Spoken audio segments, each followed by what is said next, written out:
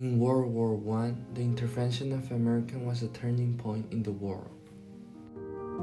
Despite the war was in an overseas continent, there wasn't a largely difference between overseas soldiers and women in American spirit. Both sides was suffering. On the one hand, as air transport didn't exist yet, American soldiers traveled on ship to France. The ship was always crowded and uncomfortable. Many soldiers had never been to sea before, so many of them got sick from the rolling of the ship.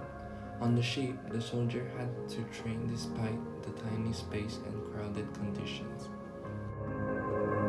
During the battlefield, the major problem for soldiers in trenches was simply to survive. Most of them hardly saw the enemy and spent their entire days repairing damage from shells, bombardment, supplying food and water to the front, and carrying wounded men to the rear.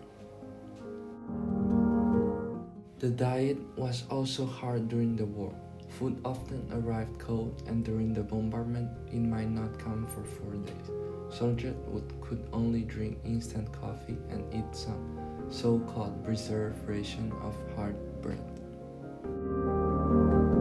On the other hand, with millions of men away from home, women filled manufacturing and agriculture positions on the home front.